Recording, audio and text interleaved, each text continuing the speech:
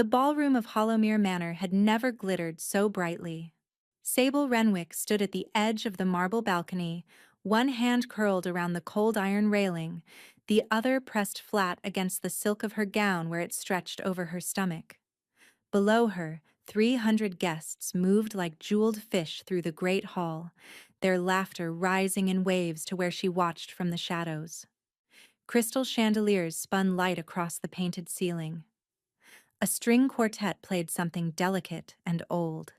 The scent of white lilies and beeswax candles drifted up to her hiding place, and she had to swallow hard against the nausea that had not left her for 6 weeks.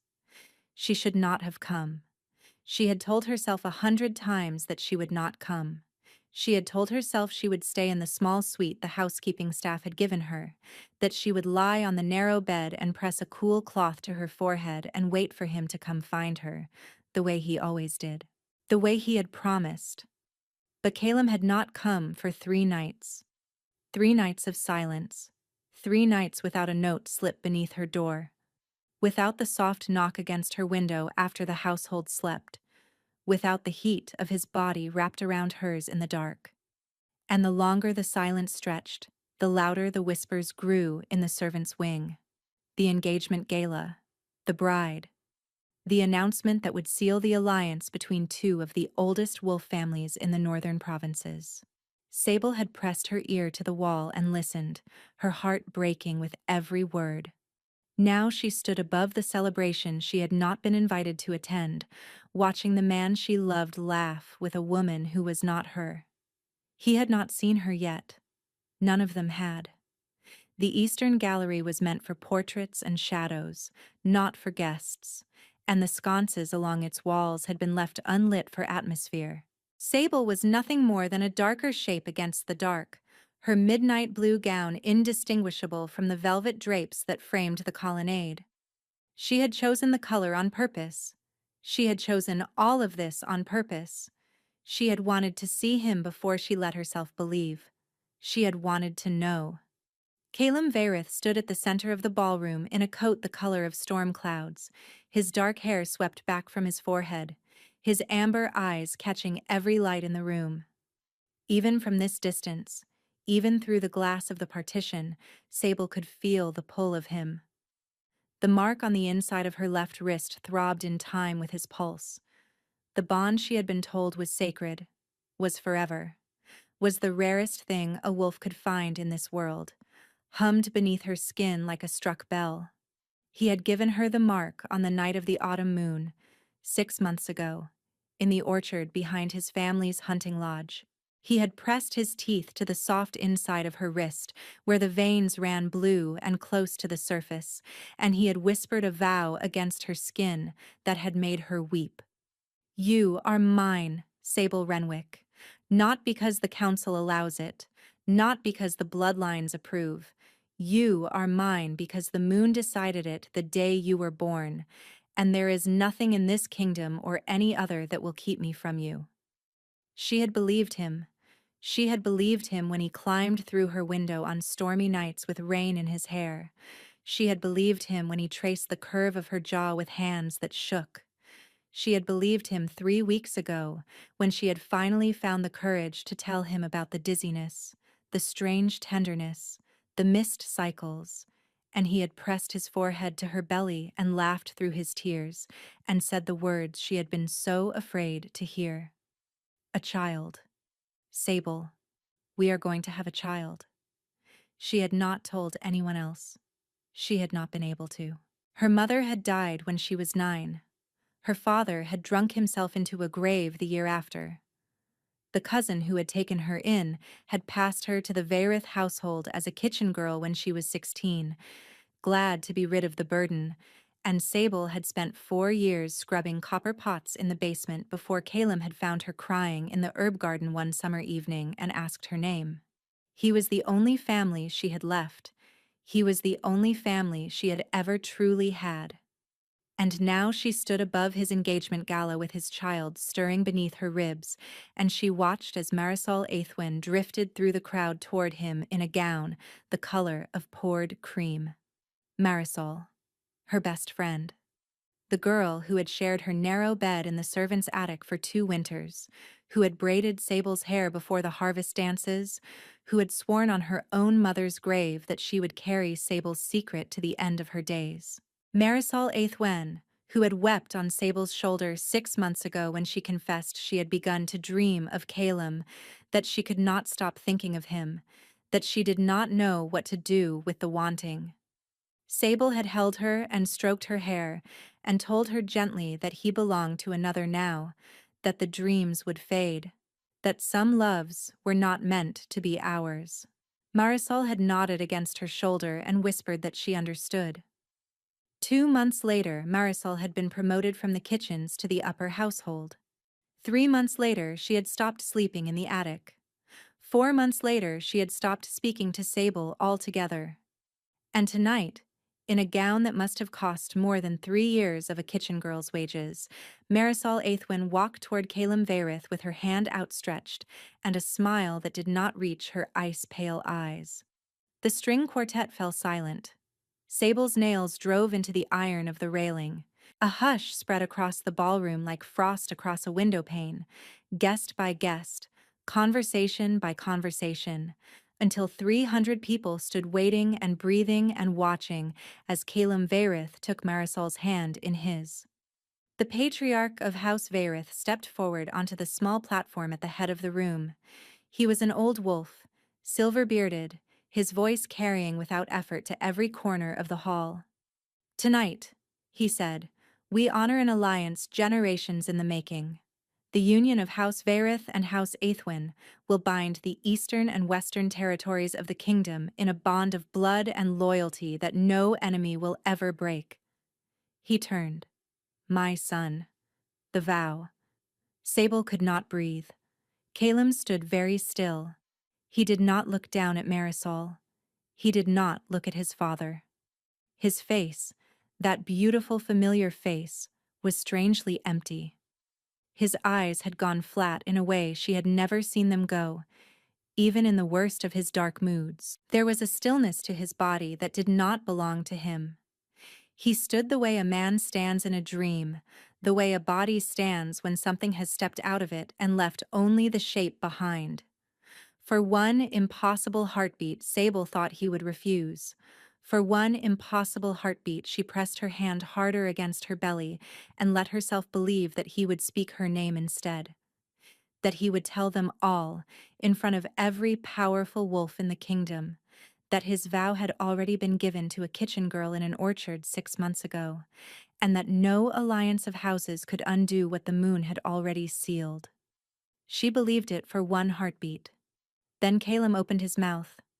"I take Marisol Aithwen as my chosen mate," he said, "by my blood, by my wolf, by the honor of my house, and by the witness of every wolf within these walls." The ballroom erupted. The applause hit Sable like a wave breaking against stone. She staggered back from the railing, one hand flying to her wrist, where the mark beneath her sleeve had begun to burn. Not the gentle warmth she had grown used to over the months. This was a searing, splitting pain, as if something were being torn out of her flesh by the roots. She bit down on the inside of her cheek to keep from crying out, and the taste of copper flooded her mouth. Below, Marisol turned her face up to Calum and smiled the smile of a woman who had won. And Calum, the man who had sworn she was his on a bed of fallen apple leaves, did not look up at the gallery. He did not search the shadows. He did not even seem to remember that the shadows were a place where someone might hide. A sob broke loose from Sable's throat. She pressed her fist against her mouth to muffle it. The world had narrowed to the burning in her wrist, and the sound of her own ragged breathing and the distant roar of the crowd that did not know she existed. She turned and ran. The eastern gallery led to a servant's staircase that wound down into the wine cellars. From there, a passage cut beneath the manor to the stables. Sable knew every inch of the route. She had run it 100 times in stolen nightgowns to meet a man who had been lying to her, or who had been broken by something she did not yet understand. Her slippered feet made no sound on the stone steps. The skirts of her midnight gown caught and tore on a nail. She did not stop to free them. She tore the fabric loose and kept moving. In her tiny servant's chamber on the third floor, she had already packed. She had packed 3 days ago, the moment the first whisper of engagement had reached her ears, because some part of her had known. Some part of her had always known that a kitchen girl with a mark on her wrist and a child in her belly was not the kind of story the great houses allowed to end well. Her satchel waited beneath the bed. Inside it, 2 plain dresses, a healer's kit she had assembled in secret over the last 2 years, a small pouch of saved coin, and the only thing she owned that had ever belonged to her mother. A pendant of pale river stones strung on a leather cord, carved with a symbol no living person seemed to recognize. Sable pulled her cloak around her shoulders. She paused at the narrow window and looked out across the moonlit grounds, where bonfires had been lit along the carriageway, in celebration of the engagement that had just been announced. Somewhere down there, Caleb was being toasted. Somewhere down there, Marisol was being congratulated. Somewhere down there, the life Sable had thought was hers was being given to someone else with the consent of every wolf who mattered. She pressed her fingertips to the cold glass. "Be safe, my little one," she whispered to the child beneath her ribs. "Wherever we go from here, we go together." Then she turned, and she slipped out through the servant's door, and she vanished into the cold dark of the gardens. She did not look back. She did not see the shape that had moved against the high arched window of the western tower. She did not see the broad shoulders silhouetted there, the long dark coat, the pale hand pressed flat against the glass as if it were trying to push through it. She did not see the eyes that had not been looking at the engagement at all, but had been searching the gallery, the colonnade, and the shadows, with a focus so total that the man beside him had spoken to him 3 times without being heard. She did not hear. An hour later, when the sky over Hollowmere split open with a howl no wolf in 3 provinces had voice enough to make. She did not hear what the high-born guests would whisper of for years afterward. The Alpha King of the North, who had ridden 2 days through a winter storm to attend an engagement gala that was not his own, who had stood silent at the western window through the entire ceremony, who had turned at the moment of the vow and walked out of Hollowmere Manor without a word to anyone, and ridden into the night like a man pursuing something that had already been taken from him. By the time the bonfires guttered low and the last of the carriages rolled away from the manor, Sable Renwick was 3 miles into the forest with her satchel on her back and the taste of blood still in her mouth. By the time the Alpha King of the North reached the eastern gallery, all he found was a torn strip of midnight blue silk caught on a nail in the doorway, still warm where her hand had passed. 4 months later, in the village of Briar Hollow, the snows began at last to soften. The thaw came slowly that year. The rivers cracked first, then the eaves of the cottages, then the long white fields that stretched between the village and the dark line of the whispering pines. By the first day of the third moon, the road into the valley had become passable again, and the traveling tinkers who had wintered in the southern lowlands returned with their carts of needles and ribbons and news. The woman who lived in the cottage at the end of Mill Lane did not go to meet the tinkers. The villagers had grown used to that. The healer, they called her, because she had not given them a family name when she arrived in the dead of winter, and because she had not corrected them when they began to call her by the work she did instead. She had come walking up the frozen road on a night so cold the well had iced over, with a satchel over her shoulder and a belly that even her cloak could not entirely hide. The miller's wife had taken her in and given her a bowl of barley soup and a pallet by the fire. By morning, the old herbalist had set aside her own grief at her son's broken leg and let the stranger try her hand at the splint, and the splint had been so precisely set, so cleanly bound, that the herbalist had wept. "Stay," the old woman had said, "stay, and the village will give you a roof." Her name, she told them when she had finally found the courage to give one, was Wren. It was not her name, but it had been her mother's, before her mother had married a drunkard and traded her own name for his. Sable had carried it like a candle through the long walk north, And when the miller's wife had asked her at last what to call her, the word had come out of her mouth before she could think. Wren.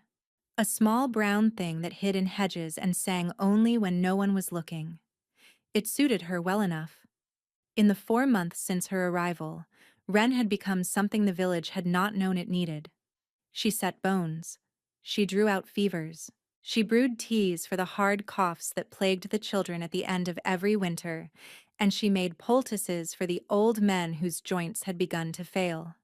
She birthed 2 babies in the dead of the cold months, a girl in the blacksmith's loft and a boy in the weaver's cottage, and both had come into the world breathing easy and pink. The villagers had begun to bring her gifts she had not asked for. A jar of honey, a bundle of dried mint, a pair of woolen mittens, knitted by a grandmother whose grandchild Wren had pulled back from a fever that had taken 3 other children that month. She accepted them all with quiet thanks, and she ate her meals alone, and she did not let anyone pass the threshold of the cottage at the end of Mill Lane, especially not at night.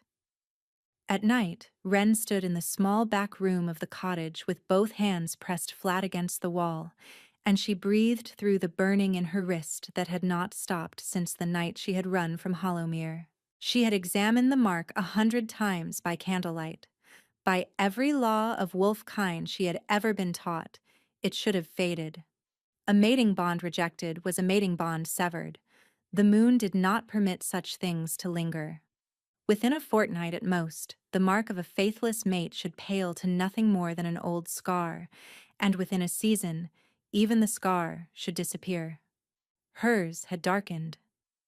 In the months since the gala, the mark on the inside of her left wrist had deepened from a soft silver to a burnished bronze, and on the worst nights, it glowed faintly in the dark.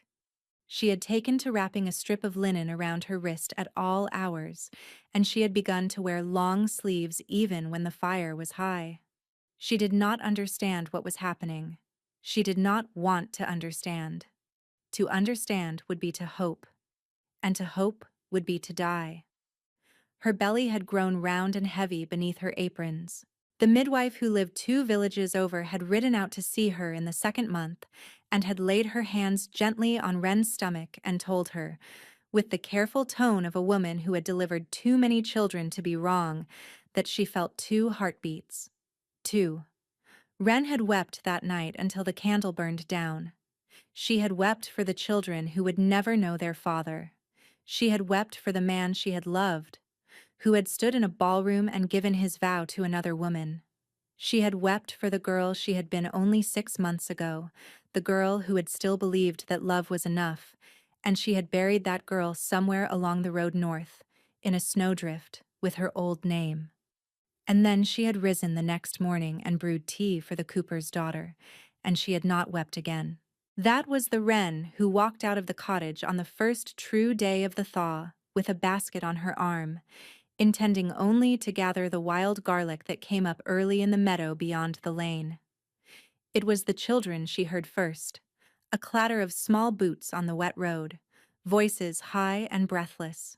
Wren turned, basket in hand, and saw the blacksmith's youngest girl racing toward her with her braid coming loose and her face flushed pink.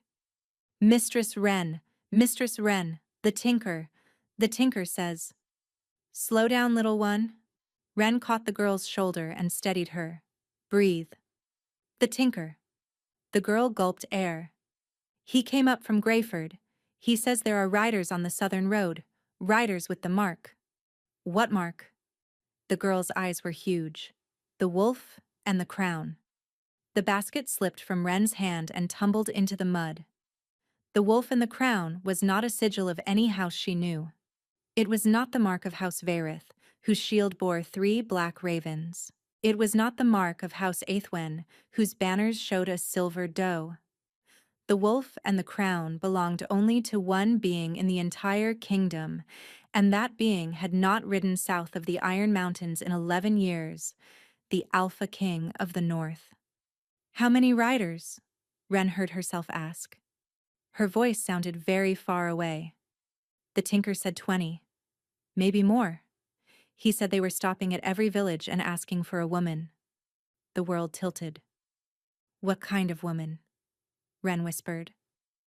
The blacksmith's daughter looked up at her with wide, solemn eyes and repeated the words she had clearly been told to remember. A young woman, dark hair, with child, carrying a stone pendant that she will not let anyone touch. Wren's hand went, without her permission, to her throat. The pendant lay there beneath the linen of her dress, the pale river stone on its leather cord. The only thing in the world that was hers and hers alone, the only thing she had not been able to bear to bury or sell or leave behind. The thing no one in the world had any reason to know about. No one except the man she had loved, who had once asked her on a summer night in an orchard what the symbol on the stone meant, and who had promised, with his lips against her wrist, that he would never tell another living soul.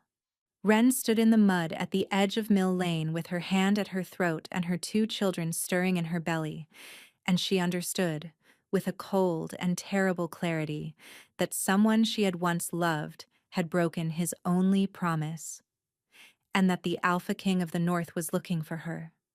She did not run. That was the first surprise of the night, and it surprised no one more than Wren herself. She had thought, all through the 4 months of her exile, that the moment any rider with any sigil came within a day's ride of Briar Hollow, she would gather her satchel and her pendant and her unborn children and disappear again into the next valley north. She had even chosen the valley. She had memorized the path. But when the blacksmith's daughter ran back toward the village square, and Wren bent and picked up her muddy basket and walked back into her cottage and closed the door, she did not pack. She sat down in the small wooden chair by the hearth, and she pressed both hands flat against the curve of her belly, and she felt the children move beneath her palms in the way they had begun to do that month, 2 pairs of feet pushing in 2 different directions, as if they were already arguing. And she thought about the pendant. She had not understood, that summer evening in the orchard, what the symbol on the stone meant. Her mother had given it to her on her 7th birthday, 3 years before she died, and she had told Sable only that it had belonged to her mother before her, and her mother before her, and that she should keep it close, and never speak of it to anyone outside their blood. Sable had been a child. She had not asked questions. She had worn it under her dress and forgotten about it for years at a time, and only after her mother died and her father drank himself to ruin and the cousin had passed her off to the kitchens of House Varith had she begun to wear it again, the way one wears a saint's medal, for comfort. She had let Calum see it once. Only once. He had lifted it from her collarbone with the back of one finger, and his face had gone very still, and he had asked her where it had come from. She had told him. She had told him because she had loved him, and because she had not believed there was anything in the world she could not tell him. Now, sitting in her cottage at the end of Mill Lane, she understood that she had given her one secret to a man who had given his vow to another woman. And she understood, with the slow, cold horror of a person watching an ice floe break beneath their feet, that whatever was happening to her now had begun the moment she opened her mouth. There was a knock at the door. Wren did not rise. The knock came again. Not loud, not impatient. 3 slow, deliberate raps against the wood. Mistress, a man's voice, older than she had expected and gentler. I know you are within. I felt your heart settle when you sat down. Wren's hand went to the iron poker by the hearth. I have not come to harm you, the voice said. I have come because a man I have served for 30 years will lose what is left of his mind if I do not bring him news of you before the moon turns again. I will not enter unless you bid me, but I would ask you, very humbly, to open the door. Wren rose. The poker trembled in her hand. She crossed the small room and stood with her palm flat against the wood, and she said through the door, the only thing she could think to say, I do not know any king. There was a long silence on the other side. No, mistress, the voice said at last, very softly, but he knows you. She opened the door. The man on her threshold was tall and lean, with hair the color of iron and a beard cropped close to a face that had been weathered by long travel. He wore a heavy traveling cloak the color of wet slate, and beneath it she could see the dark leather of a soldier's coat. But he wore no sword. His hands were open, palms out, in the old gesture of a wolf who comes in peace. Behind him, in the lane, two other men sat their horses at a respectful distance, their faces hooded against the wind. The old man inclined his head. "My name is Rowan Caradoc," he said. "I am first hand to the Alpha King of the North. I have ridden 11 days to find you." "You have made an error," Ren said. "I have not. My name is Ren. I am a healer. I know nothing of kings." Rowan Caradoc looked at her, and his eyes, a very pale and tired gray, moved from her face to the linen wrapped around her left wrist, and then to the curve of her belly beneath her apron, and finally to the small lump beneath her collar where the pendant lay against her skin. He did not speak for a long moment. When he did, his voice had gone very quiet. "Mistress," he said, "the woman my king is searching for bears a mark on the inside of her left wrist that should have faded in a fortnight and has not. She carries a child that should not exist by any law of his kind. And she wears, around her neck, a stone that has not been seen above ground in this kingdom for 400 years." The blood went out of Ren's face. "You do not know what you are saying." "I know exactly what I am saying. That stone is my mother's." "That stone," Rowan Caradoc said gently, "was your mother's, and her mother's before her, and so on back through 9 generations of women whose names have been struck from every record in the southern provinces by the order of a council that wanted them forgotten." He paused. "May I come in, mistress? What I have to tell you cannot be said on a doorstep." Ren did not remember stepping aside. She did not remember crossing back to the chair by the hearth and lowering herself into it. She remembered only the sound of her own pulse in her ears and the way her children had gone suddenly, attentively still beneath her ribs, as if even they were listening. Rowan Caradoc closed the door behind him. He did not sit. He stood by the small window with his hands clasped behind his back and his eyes on the muddy lane outside, and he spoke as if he were reciting a thing he had rehearsed for a very long time. "On the night of the engagement gala at Hollowmere Manor," he said, "my king rode 2 days through a winter storm to attend a ceremony to which he had not been invited. He stood at the western window of the upper gallery and watched the ballroom. He had come because 3 nights before, in his own keep, 400 miles to the north, he had woken at the same hour every night with a pain in his chest, like a knife being driven inward, and he had not been able to sleep, and he had not been able to eat. And on the 3rd night he had gone to the old seer in the village beneath his fortress, and demanded that she tell him what was happening to him." Rowan Caradoc's voice did not shake, but his hands, behind his back, had closed into fists. The seer told him that somewhere in the southern provinces, a true mate bond was being forged in violence, a bond not his own.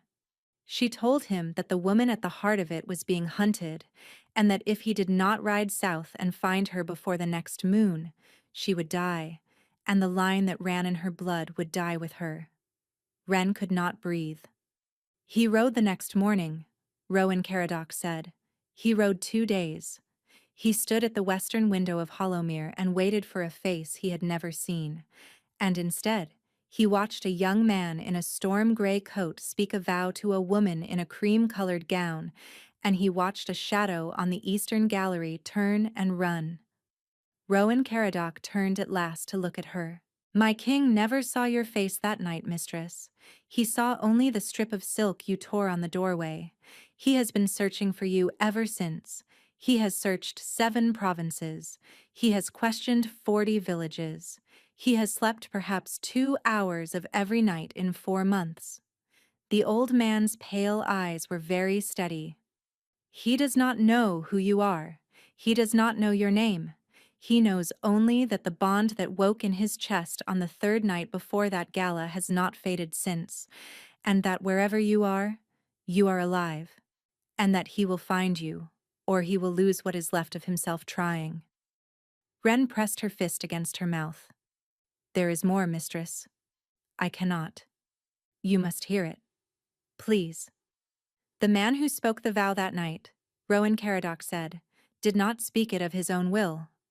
The room went very still. There is a poison, he said, older than this kingdom, brewed from a moss that grows only in the deep caves of the western coast. It severs a wolf from his wolf for the span of 3 days. It hollows him out and leaves the shape of him behind, and during those 3 days, he can be made to speak, to move, to vow, to sign, to do anything required of him, and when he wakes, he remembers none of it. Rowan Caradoc paused. My king has had the cup tested. He has had the boy tested. He has had 3 witnesses interrogated. The young heir of House Vaerith was poisoned with the moss draught on the morning of his engagement gala by someone within his own household, and he woke 3 days later with no memory of the woman whose hand he had taken. Ren made a sound she did not recognize as her own. He came back to himself on the 3rd dawn after the gala. Rowan Caradoc said quietly, He has been searching for you ever since. He has not found you because his enemies have hidden you better than he has hunted, and because they have ridden with the mark of House Vaerith into every village he has searched, telling the villagers that they are looking for a runaway servant girl who has stolen from her master. Ren bent forward over her belly and pressed both hands against her mouth. The room blurred. And the woman in the cream gown, Rowan Caradoc said, and his voice had at last gone hard. The woman whose hand he took. Mistress, I am very sorry to tell you this. The poisoning was not done without her knowledge. The poisoning was arranged by her. Through the roaring in her ears, Ren heard him draw something from inside his coat. She heard the soft whisper of paper. She heard him cross the room, slowly, and crouch down in front of her chair. And she felt him press a folded parchment into her trembling hand. This was intercepted 9 days ago, Rowan Caradoc said, by a courier in my king's service who has since paid for the interception with his life. It is written in the hand of Marisol Aethwen, sealed with the silver dough of her house, and addressed to a man in the southern provinces, whose name we know, but will not speak in this room. Ren unfolded the parchment with hands that did not feel like her own. The handwriting was Marisol's. She would have known it anywhere. The same hand that had once written her little notes from across the kitchens, the same loops, the same spidery slant. The note was 3 lines long. The kitchen girl is in Briar Hollow. She carries the brat. End them both before the new moon. The price is doubled if the bodies are never found. The parchment fell from Ren's fingers. Outside, in the muddy lane, one of the horses screamed. Rowan Caradoc was on his feet before the sound had finished. His hand went to the long knife at his belt that Ren had not seen him wearing, and his pale eyes had gone, in the space of a heartbeat, the color of old amber. Mistress, he said, very low, get behind me. From the trees at the end of Mill Lane, where the wild garlic grew, a slow gray shape detached itself from the shadows. Then another, then a third. And from somewhere beyond them, at the dark edge of the whispering pines, a hunting horn sounded a single low note, and the children in Ren's belly kicked, hard and frightened, against the inside of her ribs. Ren rose from the chair before she knew she had decided to. The parchment lay on the floor at her feet. The fire in the hearth had burned low. Outside, the second horse screamed, and the sound cut off in a way that horses' sounds were not meant to cut off, and Ren understood, without being told, that one of Rowan Caradoc's 2 riders was already dead in the lane. Stay behind me, Rowan said again. He did not turn his head. There is a root cellar beneath the kitchen floor, Ren said. Her voice came out steadier than she had thought it would. The trap is hidden under the rag rug. It will not save me, but it will buy you a moment. It is not for buying me a moment that I need it, mistress. Then for what? For the children. Wren's hand pressed flat against her belly. Outside, in the muddy lane, a man's voice rose in a short, barked command. 3 voices answered. Wren could not make out the words, but she heard the shape of them, and the shape was the shape of men who had done this work before, and who were arranging themselves around the cottage with the unhurried confidence of professionals. The Vendran family of the southern provinces, Rowan had not said aloud, did not employ amateurs. He did not need to say it. The handwriting on the floor had said it for him. Mistress? Rowan Caradoc's pale eyes flicked once toward her. How many windows in this cottage? 3. The front, the kitchen, and the one above the pallet. The one above the pallet faces the trees? Yes. That is the one they will come through. The front is for show. They want us watching the door. He had drawn a second knife from inside his coat without her noticing. He held one in each hand now, easy and low. When the glass breaks, you go for the cellar. Do not stop. Do not look back. If you hear my voice, you stay where you are. If you hear any other voice, you stay where you are. Do you understand? I understand. Mistress? Yes. The pendant. Take it off. Wren's hand flew to her throat.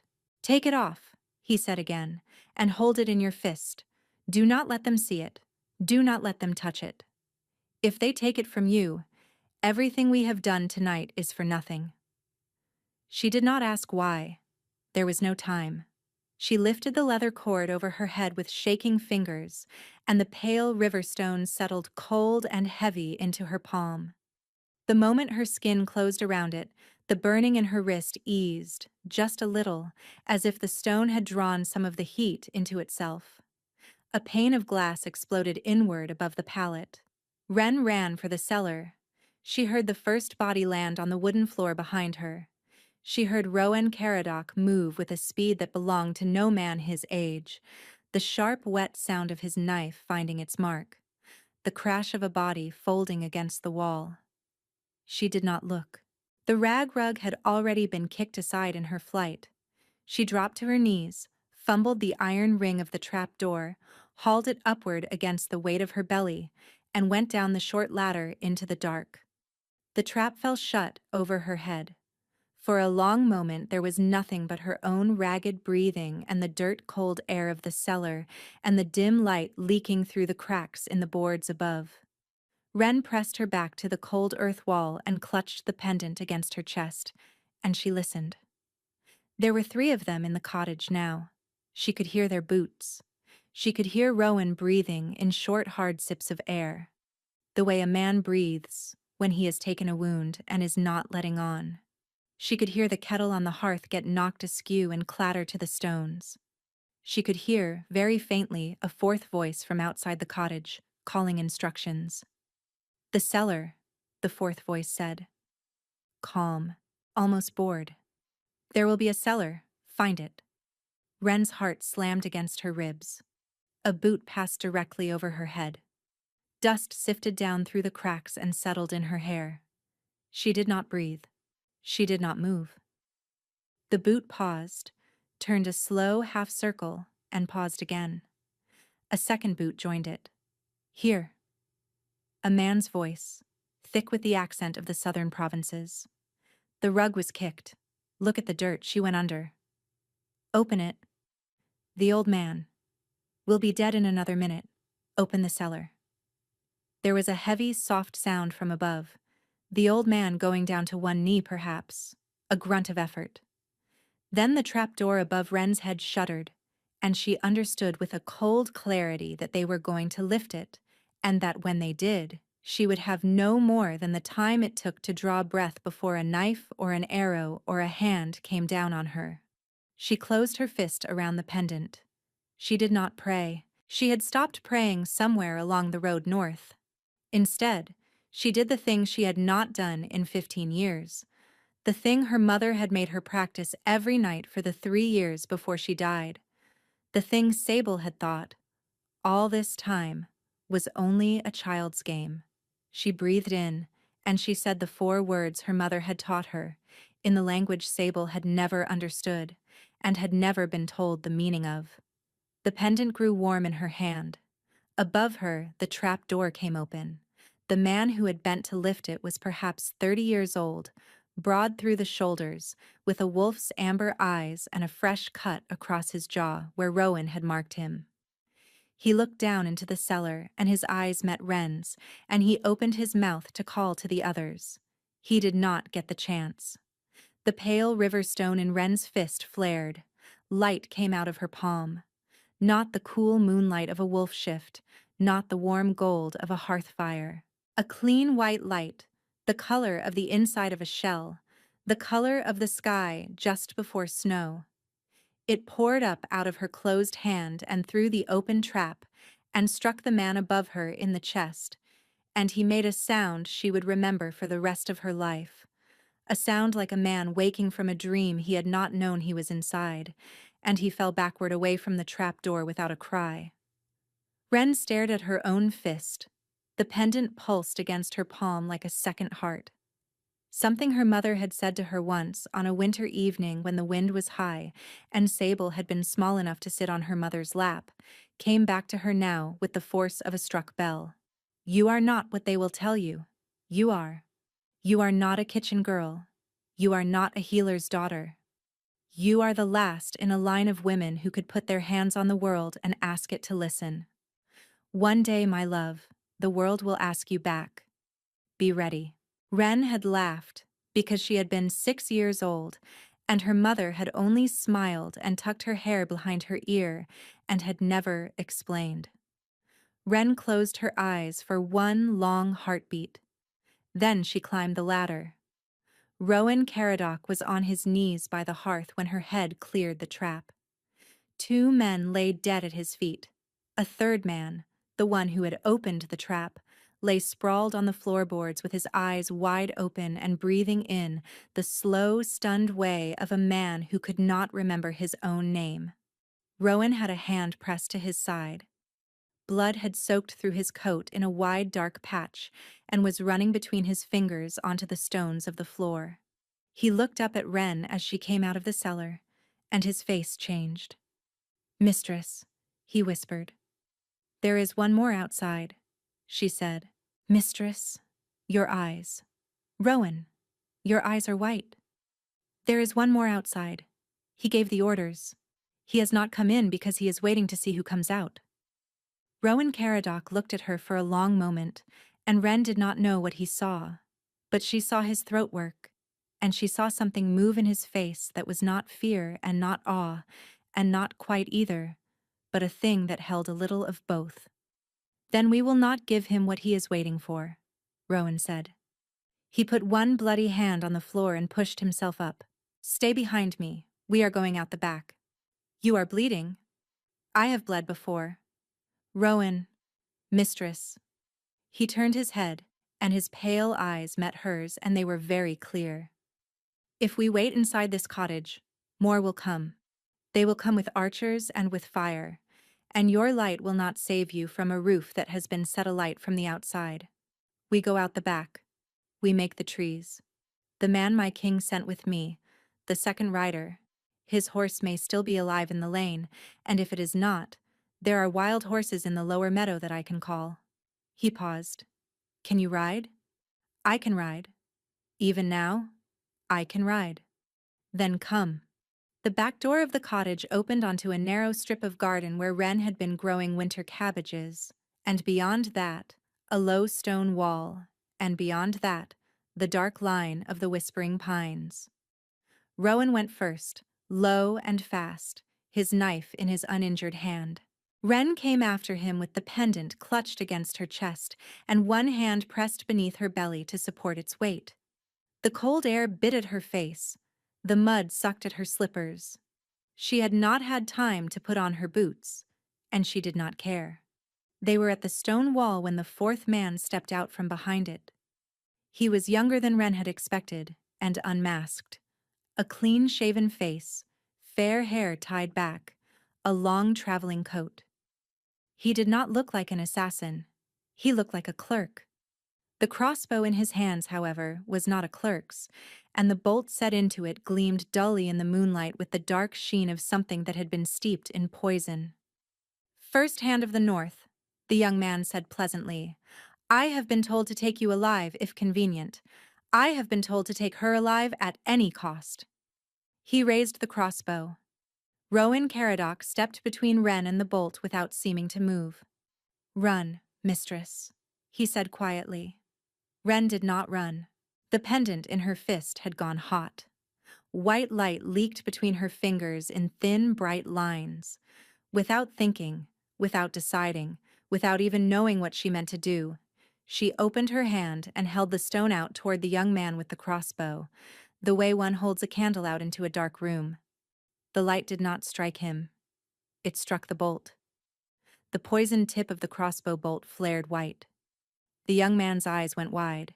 He pulled the trigger by reflex and the bolt loosed, and the light traveled up the length of it as it flew, and when it struck Rowan Caradoc in the shoulder, it struck without poison, without venom, without any of the things that should have killed him in the breath that followed.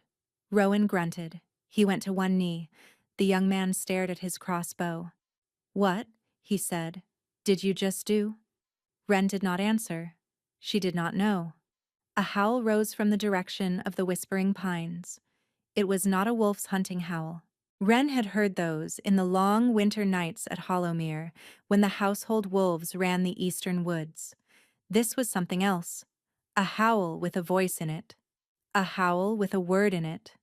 Though Wren could not have said what the word was, only that it cut through the cold air like a blade, and that the young man with the crossbow heard it, and that the color went out of his face.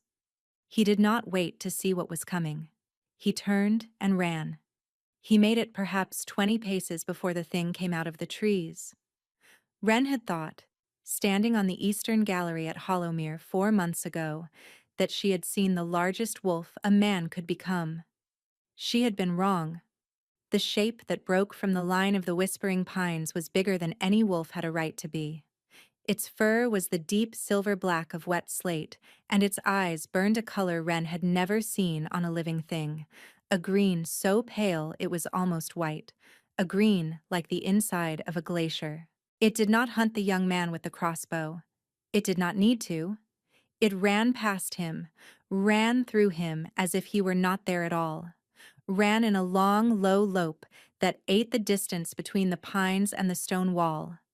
And the young man fell behind it, fell quietly, fell with no scream and no sound, and only the soft impact of a body folding into the mud. The wolf came on. It stopped 6 feet from the wall. It did not approach Wren. It looked at her. For a long moment, neither of them moved. The pale green eyes held her. The great chest rose and fell. The breath of the creature steamed in the cold air, and Wren could see the slow movement of muscle beneath its silver-black coat.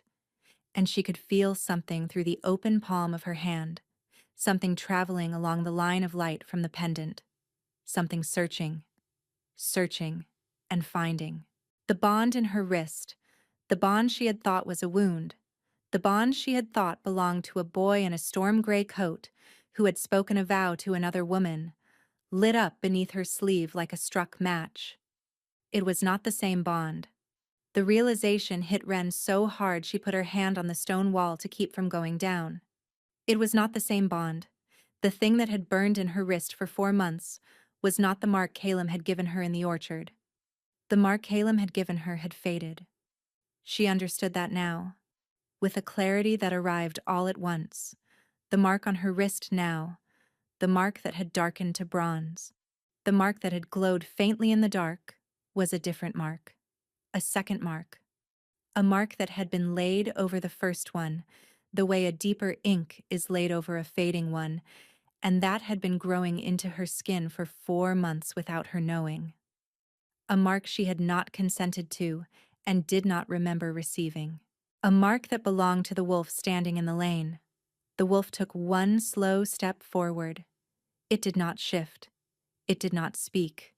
It simply lowered its great head until its breath was warm on the back of her hand, and it pressed its broad nose, very gently, against the inside of her left wrist. The mark answered. A pulse of warmth ran up her arm, into her chest, down into her belly, where the children kicked once, hard, in unison, and went still. "Oh," Wren whispered. "Oh no." The wolf raised its head. The pale green eyes held hers for one more long heartbeat. Then it turned, with the slow, deliberate grace of a creature making sure it was followed, and it began to walk back toward the whispering pines. Behind her, Rowan Caradoc made a soft sound that might have been a laugh. "Mistress," he said, from the ground, "I think my king wishes you to come with him." Wren did not follow the wolf. She stood with her hand on the cold stone wall, and she watched the silver-black shape walk away from her into the dark. And she felt the children stir again beneath her ribs, and the only thing she could think, with a strange numb clarity, was that she had been a fool. She had been a fool for 4 months. She had been a fool to believe she was running from one wound when she had been carrying 2. She had been a fool to believe the burn in her wrist was Calum, when Calum's mark had faded the night she had fled, and the new mark had settled in over it before the 3rd dawn. She had been a fool to believe, for one single second of those 4 months, that the dreams she had been having of pale green eyes in a forest she did not recognize were only dreams. The wolf paused at the edge of the trees. It looked back over its shoulder.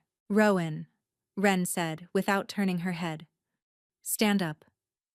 "Mistress, you are bleeding through your coat. Stand up, or I cannot help you." There was a pause behind her, and then the slow, scraping sound of an old soldier dragging himself to his feet against a stone wall. Wren went to him without looking at the wolf, and she put her hand against the patch of blood on his side, and she let the pendant brush the cloth. The white light pulsed once, soft. Rowan made a small, surprised sound, and the bleeding stopped. "Mistress," he said again, very quietly, "I do not know what I am doing." "I think perhaps you do." "I have never done it before tonight." "I do not believe that is entirely true." She did not answer. She closed her hand around the pendant and turned at last, and she walked across the muddy garden toward the line of pines, and the wolf waited for her, and Rowan Caradoc walked behind her with his bloodless hand pressed to a wound that had stopped bleeding and a look on his face she could not read. The wolf led them perhaps a quarter of a mile into the trees, to a clearing Wren had never known existed, where a small fire burned low between 2 fallen logs, and 4 horses stood tethered and watching, and a man in a long dark coat sat on the larger of the 2 logs with his head bent over his folded hands, and his hair the color of wet stone falling forward across his face. He looked up when they entered the clearing. He was not what Wren had expected. She had pictured, in the few moments she had allowed herself to picture anything, a man like Calum's father. Silver-bearded, heavy-jowled. The kind of wolf king who had ruled the northern provinces for so long that the ruling had begun to show on him. The man on the log was not old. He was perhaps 35, perhaps a little older. He had a clean, hard jaw and a mouth that looked as if it had not smiled in months, and his eyes, in the firelight, were the same pale green Wren had just seen in the wolf's, and she understood as he rose to his feet that the wolf had not led her to her king. The wolf had been her king. He did not come toward her. He stood very still on his side of the fire, with his hands open at his sides, and he looked at her across the small distance the way a man looks at a thing he has been told he is not allowed to touch. "Mistress," he said. His voice was quieter than she had expected. Lower. There was a roughness to it, the roughness of a man who had been speaking too little for too long. "I do not know your name," he said. "No. I have been told you call yourself Wren." "I do." "Is it the name your mother gave you?" "It was her name," Wren said. "Not mine." He absorbed that without moving. The pale green eyes did not leave her face. "My name is Halric Vorn," he said. I am the Alpha King of the 7 northern provinces, the Lord of the Whispering Pines, and the holder of a bond I did not ask for, and did not understand, and would not, if I had been asked, have laid against the wrist of a woman I had never seen. He paused. I am very sorry. Wren stared at him. It was not what she had expected him to say. You did not ask for it? No? Then how is it on me? Halric Vorn looked down at his open hands. He turned them once, slowly, palm up to palm down, as if he were not entirely sure they belonged to him. There is a thing, he said, that happens to my line, perhaps once in 3 generations, perhaps once in 5. We do not speak of it. The seers in the village beneath my fortress know of it. The old wolves know of it. We do not write it down. It is the reason my line has been kept clean for 900 years, and the reason the 4 kings before me died without heirs. He looked up. It is called the other mark. It comes when a wolf of my blood meets, even at a distance, even unknowing, a woman of a certain old line. The mark is laid by the wolf without his consent, and it is received by the woman without her consent, and once it is laid, it cannot be undone. You did not meet me. I did. I would remember. You would not. I did not. Until the seer told me. You came once, 4 years ago, with the household of House Varith to a midsummer council at the keep of my younger brother in the Middle Provinces.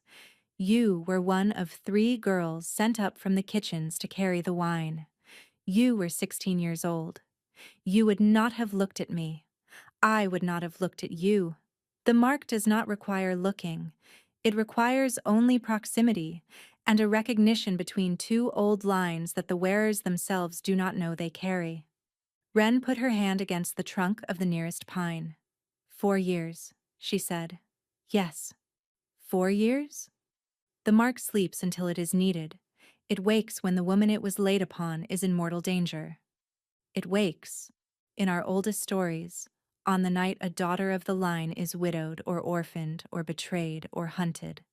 He paused.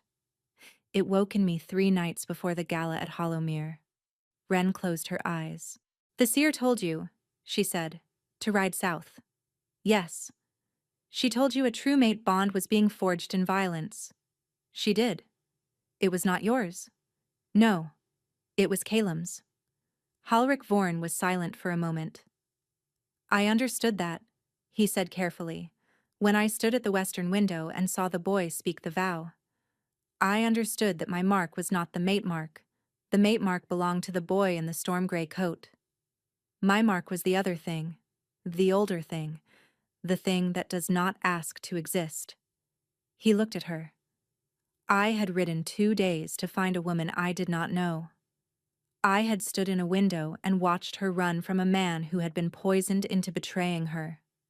I had felt her grief through a bond I had not asked to carry, and I had ridden out of that house and started searching, because the seer had told me that if I did not, you would die. And the mate mark? Wren said. Her voice had begun to shake. Calum's mark? Faded the night you ran. It was supposed to? Yes. He has not faded with it. Halric Vorn went very still. What do you mean, mistress? Wren laughed. It came out wrong. It came out thin and high and not like her own laugh, and she pressed the back of her hand against her mouth to make it stop. I mean, she said, that for 4 months I have been telling myself the burn in my wrist was him. I have been telling myself that the dreams I have been having were him. I have been telling myself that the man who climbed through my window every night and pressed his hand against my belly and whispered that he loved me, in a language that was not the language I speak in the day, was him. I have been grieving him for 4 months. She was crying now. She had not noticed when she began. And he was never there at all. He was never in the dreams. He was gone the night I ran, and the man who was in my dreams was you. And I did not know your face, and I did not know your name. And I have been mourning a man who stopped loving me 4 months ago, while a man I had never met, was the one whose voice I was hearing in the dark. Halric Vorn did not move. His face did not change. But Ren saw, very clearly in the firelight, that his hands had begun to shake at his sides. "Mistress," he said after a long moment, "I have come to take you north. I have come to take you to my fortress, where you will be safe, where the Vendran house cannot reach you, where the Athwin woman cannot reach you, where you will be guarded by my own pack until your children are born and beyond. I have come to keep you alive." He paused. "I have not come to claim a bond you did not consent to. The mark on your wrist will fade, in time, if it is not answered. It will hurt, but it will fade. You owe me nothing, mistress. You owe my house nothing. You owe my line nothing. The mark was laid without your knowledge, and I will not hold you to it. You will not hold me to it. No. You will simply let it fade." "Yes." Ren laughed again. The same wrong laugh. "And the dreams?" she said. He did not answer. "And the dreams," she said again, "in which you came to me every night, in which you told me you loved me, in which you said my name in a language I do not speak, in which you held me when I wept, and I held you when you wept. Because you were weeping, weren't you? In those dreams, you were weeping for a woman you did not know and had not found. Will those simply fade as well?" Halric Vorn closed his eyes. "Mistress, please, answer me." "I cannot answer you." "Why not?" "Because if I answer you," he said, "I will say a thing I came here promising myself I would not say." "Say it, mistress. Say it, Halric Vorne." He opened his eyes. In the firelight, the pale green had gone almost gold, the way a frozen pond goes gold beneath a low sun, and Ren saw in his face, very plainly, the man who had been on his knees in the dark for 4 months, reaching for a woman through a bond he had not asked for, and she saw in his face also the man who would walk back to his fortress alone if she told him to. "I love you," Halric Vorne said. "I have loved you since the 3rd night before the gala. I do not know you. I do not know your true name. I do not know the color of your eyes in daylight or the shape of your laugh, or what you take in your tea, or whether you sing when you are alone. I love you anyway. I have loved you through a bond I did not lay and do not deserve.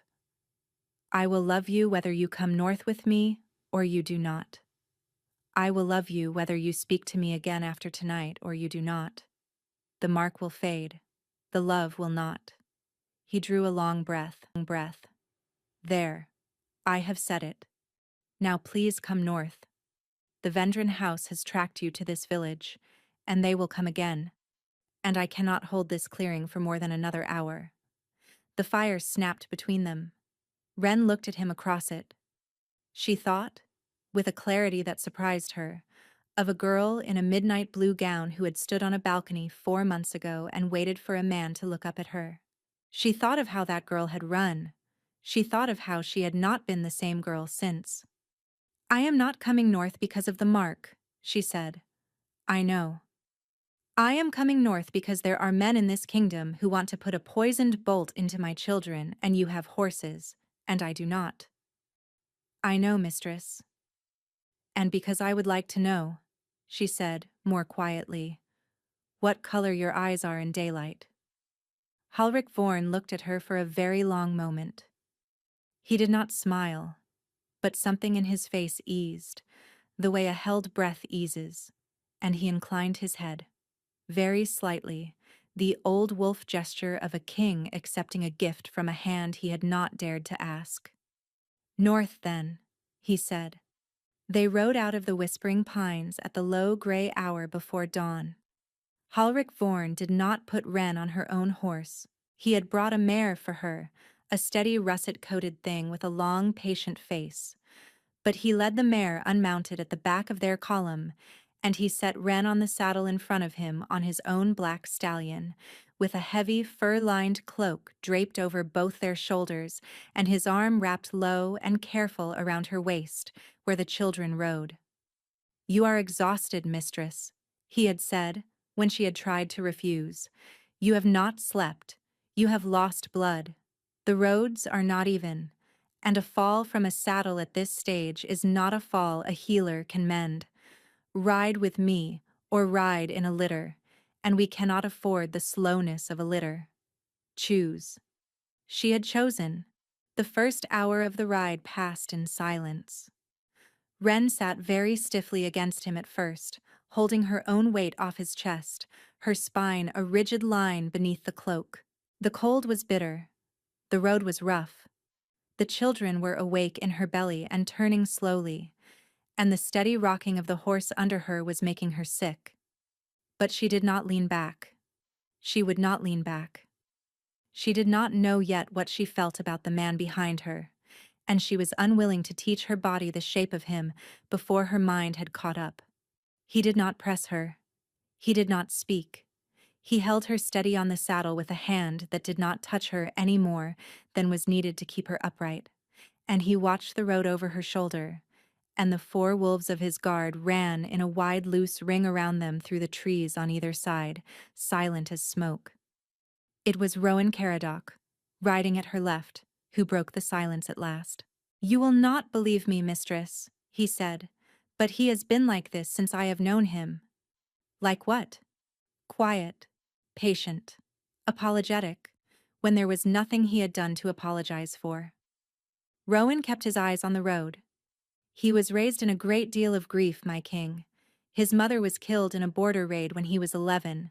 His brother, the one you were brought before in the Middle Provinces, drowned 6 years ago in a flooded river. The keep he holds now belonged to his father, and his father was not a kind man. He has spent a great deal of his life learning not to take up more space than he is owed." Wren was silent. "I tell you this," Rowan said, "because he will not." "You speak very freely, firsthand."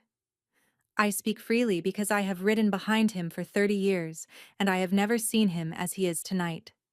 And if I do not speak now, I am not certain I will have another chance." Halrick's voice came quietly from behind her. "Rowan, my king, you may stop speaking. My king."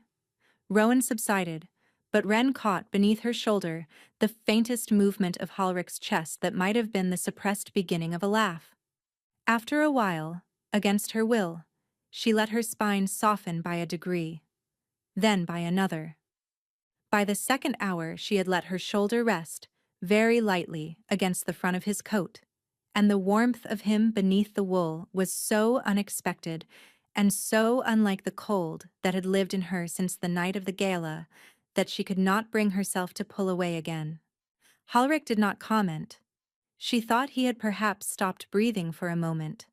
When he spoke at last, hours later, the sky had begun to pale toward a true gray, and the road had begun to climb into the foothills that marked the edge of the southern provinces. The wolves of his guard had drawn in closer. The danger was not yet behind them. It would not be behind them, Wren understood, until they had crossed the Iron Mountains, and that was 3 days' ride at the pace they could risk with a woman in her 6th month on the saddle. "Mistress," Halrick said, "may I ask you something?" "Yes." "In the dreams." He paused. "Did I frighten you?" The question caught her so completely by surprise that for a moment she could not answer. "No," she said. "You did not frighten me. I did not know I was visiting you. I thought perhaps the dreams were only mine. If I had known a real woman was on the other side of them, I would have been more careful." "More careful how?" "I would not have wept in front of you." Wren felt her chest tighten. "You wept the second time," she said. "On the riverbank. There was a riverbank. You were sitting on a stone, and the water was dark. And I came up behind you, and I did not know who you were, and I put my hand on your shoulder, and you turned, and you wept against my dress. I remember." You said you had lost something. I had. You said you did not know how to find it. I did not. And then you took my hand, Ren said, and you pressed it against your face and you said. She stopped. I said, Halric said quietly, if you are real, do not let me wake. Ren closed her eyes. The horse moved beneath them. The cold air moved past them. Somewhere, far ahead in the foothills, a hawk cried twice and was silent. I thought, she said, that I was making you up. I thought it was the grief. I thought I had become so lonely that I had begun to invent a kind man in the dark. I thought, when the dreams went on getting more real, that I was losing my mind. You were not. I know that now. Mistress. Yes. What did I call you? In the dreams? She had not meant to tell him. She had meant to keep that one thing to herself, the way a person keeps one warm coal at the bottom of a long cold hearth, in case she ever needed to start a fire again. But his arm was around her in the cold, and his chest was warm against her shoulder, and he had asked the question without expecting an answer, and she found that she could not refuse him. You called me Sable. His breath caught against the top of her head. That is your name? It was. You did not give it to anyone. No. And yet, in the dreams, I knew it. Yes. How? I do not know, Ren said. Perhaps the mark knew. Perhaps the children knew.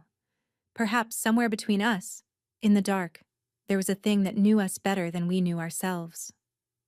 Halric did not answer. His hand at her waist, very slowly, opened. She felt his palm flatten against the front of her cloak, against the shape of her belly beneath, and she felt one of the children turn, lazily, and press a small foot directly into the heel of his hand. He made a sound she had not heard him make. It was not loud. It was not even, perhaps, fully voiced. But she felt it travel through his chest into her shoulder, and she understood that the man behind her had just received, in silence, the first true confirmation that the children inside her were going to live. Sable, he said. Yes. My name in the dreams. Did you know it? No. What did you call me? She thought back, for a long moment, through the long warm corridor of those dreams that she had thought were only grief. I never called you anything, she said slowly. I did not need to. You were always the only one there. His arm tightened around her, very gently, and did not let her go. They rode another mile in silence. When they crested the next ridge and looked down across the valley below them, the smile that had begun to soften the corner of Halric Vorn's mouth went out as if a candle had been pinched. A column of black smoke rose from the valley floor. It rose from the place where a small market town should have stood, the last town on this side of the foothills. The town where they had planned to stop for fresh horses and a quarter of an hour's rest in a warm room before pushing on through the pass. The town was burning. Rowan, Halric said, very softly. My king. How many of them? Rowan Caradoc had drawn his horse up alongside theirs. His pale eyes were on the smoke, and the lines of his face had gone hard in the way only a very old soldier's face goes hard. To burn a town that size, he said, in the time we have been on the road, they would need at least 60, perhaps 80. They would need to have ridden ahead of us. They would need to have known we were coming. They knew. Yes, my king. Marisol, Ren whispered. Halric's arm did not move from her waist, but his other hand, the hand that had been holding the reins, had closed into a fist so tight that the leather creaked. It is not Marisol Aethwen alone who knew our road, he said. It is not the Vendron house alone who could move that many riders that fast. There is a third hand in this, mistress. There has always been a third hand. I have suspected it for 2 months, and I have not been able to find it. He looked down at the burning town. I think we are about to. What do? We do not go down. Halric. There will be people, he said quietly, in that town who are still alive. There will be children. There will be wounded. I know what I am asking when I tell you we do not go down. I am asking you to be the kind of queen I do not yet know whether you are willing to be. Wren stared at the smoke. She thought of the blacksmith's daughter at Briar Hollow, who had run up the muddy road with her braid coming loose to bring her a warning that had saved her life. She thought of the herbalist who had wept over the splint. She thought of the miller's wife who had given her a bowl of barley soup on the night she arrived with the cold inside her bones. She thought of every village like Briar Hollow that lay between her and the Iron Mountains. She did not answer Halric directly. She pulled the pendant out from inside her dress, and she let it hang free over the front of her cloak for the first time since she had been 7 years old, and the pale river stone caught the rising light of the dawn and held it like a held breath. "We go down," she said, "but we do not go down to fight them. We go down to put out the fire. Sable. Halric Vorin." She turned her head, just enough to see the side of his face. "You said tonight that you came to keep me alive. I am telling you now that I did not survive 4 months of running by being a woman who watches a town burn from a hill. If you came to keep me alive, then you came to keep all of me alive, and there is a part of me that will not survive sitting on this ridge." For a long moment, he did not speak. Then, very slowly, he turned the great black stallion's head toward the descending road. "Rowan," he said, "send a runner ahead. Tell every soul still alive in that valley that the Queen of the North is coming, and that she is bringing the water with her." "My king. Do it." Rowan Caradoc looked at Wren for one long heartbeat. He inclined his head, very slightly, the same wolf gesture his king had given her in the clearing. Then he wheeled his horse and was gone down the road at a gallop, and the 4 wolves of the guard closed in tight around them, and the column began the long descent into the burning valley. Wren held the pendant in her open hand against the front of her cloak. It was already beginning to glow. The road into the valley smelled of pitch. Wren had thought, at the top of the ridge, that the smoke rising from the town below was the smoke of houses. By the time the column reached the lower switchbacks, she understood that it was not. The market town of Coldreach had been built around a long timber granary, the largest in the southern foothills, and the granary had been fired first, and the fire had been fed with pitch barrels stacked along its walls in a way that no accident could have produced.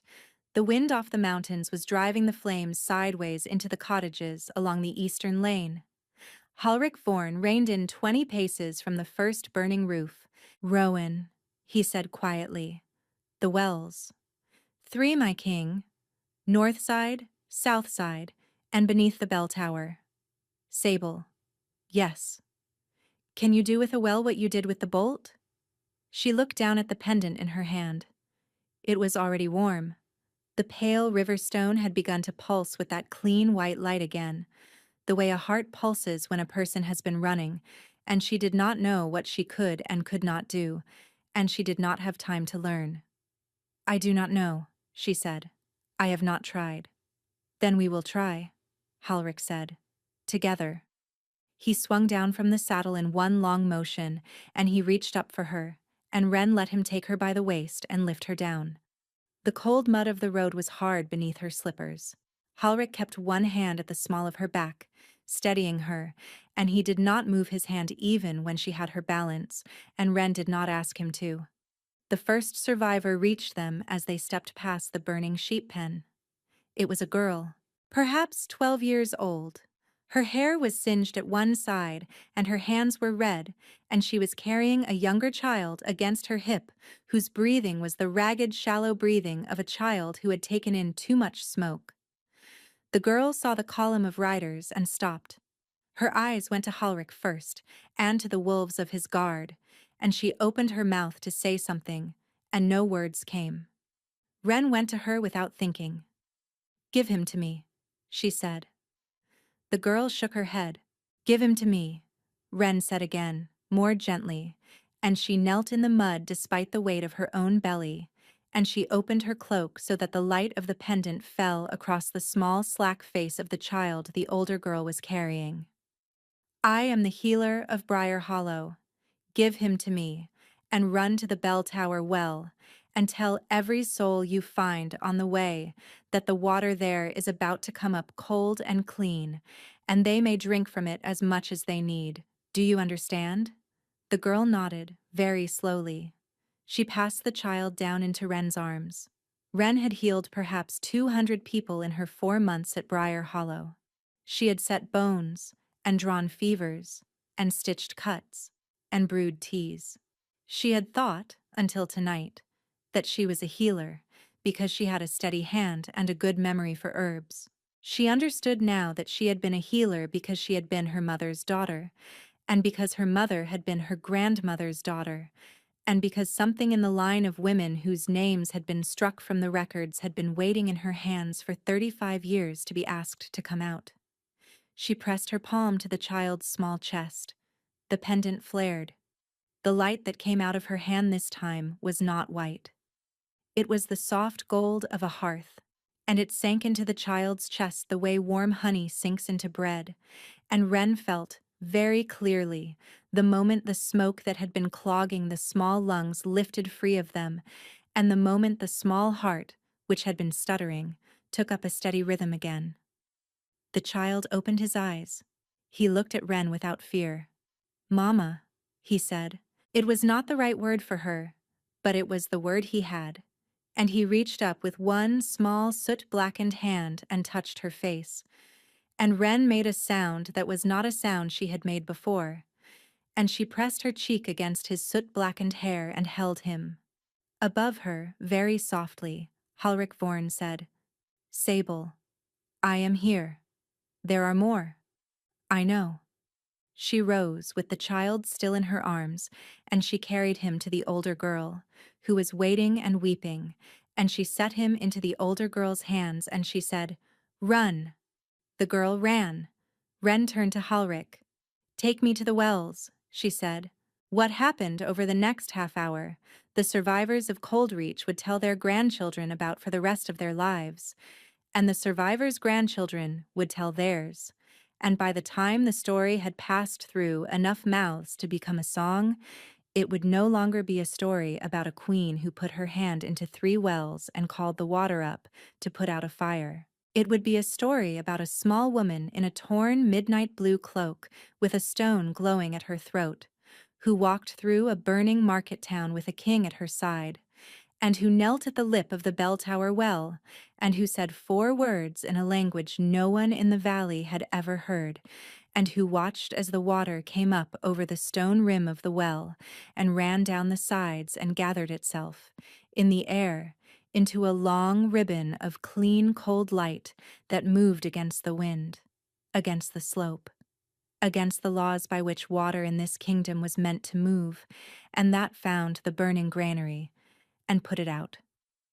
It was a story they would never quite agree on the details of, but they would agree, every one of them, that the King of the North, who had been said by some to be a hard man and by others to be a cold one, had walked beside her through the smoke with one hand held just behind her elbow, as if he were afraid she would fall, and that he had not taken his eyes off her once. By the time the last of the fire was out, Wren was on her knees in the mud beside the bell tower well. She could not feel her hands. She had healed 17 people in the course of the half-hour.